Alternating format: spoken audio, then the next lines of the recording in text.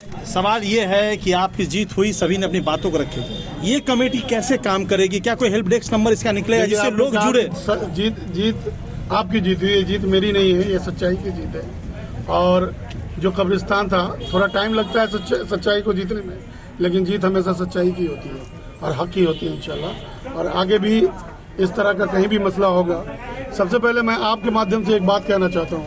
आपने हमारे मुन्ना भाई से एक सवाल किया कि ये जीत यहीं तक रहेगी या आगे भी चलेगी। मैं आपके माध्यम से दरभंगा वासियों को ही नहीं बल्कि अगल बगल सटे हुए जिले से जहाँ तक आप लोगों को देखता है लोग, मैं उनसे भी कहना चाहूँगा ये बात कि अपने अपने मोहल्ले में, अपने अपने इलाके में अगर कोई कब्रिस्तान पर कोई किसी तरह का अतिक्रमण किए हुआ है, वो सबसे पहले आवाज़ उठाए।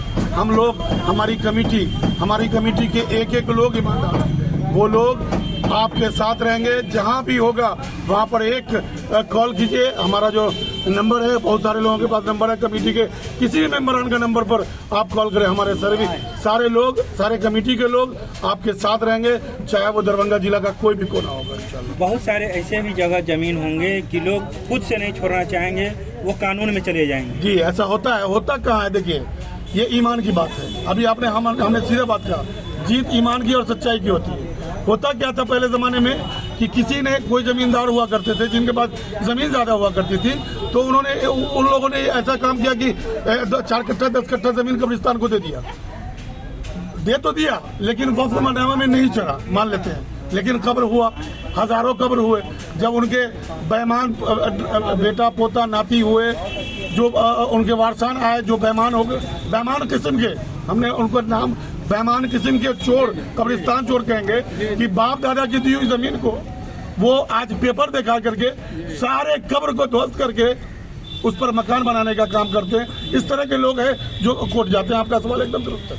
क्या कब्रिस्तान की जमीन हीरे से भी ज्यादा कीमती होती है? ऑब्वियसली, चूंकि वो आखिरी घर है, वो आखिरी घर है। सभी उस पे कब्जा करना चाहते हैं। आप बना लीजिए, एसी में सोइए जिंदगी भर, लेकिन मरने के बाद उसी कब्रिस्तान में एक छोटा सा टुकड़ा 3x6 का 3x7 का। लोग ये जानते हैं मस्जिद में नमाज पढ़ने के बाद फिर जाके कब्र के ही जमीन को बेचते हैं, खरीदते हैं। ऐसे लोगों के लिए क्या कहना है? वो तो कब्रिस्तान चोर है, और ऐसे लोगों से मैं गुजारिश करूंगा कि कमेटी तैयार हो चुकी है। अगर जरा सा भी किसी तरह से कोई, अगला हम लोग का टारगेट है जो इस तरह का काम किया है। हम लोग अभी 2-3 जगह टारगेट किए हुए हैं। अभी मीडिया में नहीं बोलेंगे, मस्जिद हो मदरसा हो, लेकिन सबसे पहले 1-2 कब्रिस्तान है हमारे स्थानीय लोगों के सहयोग से।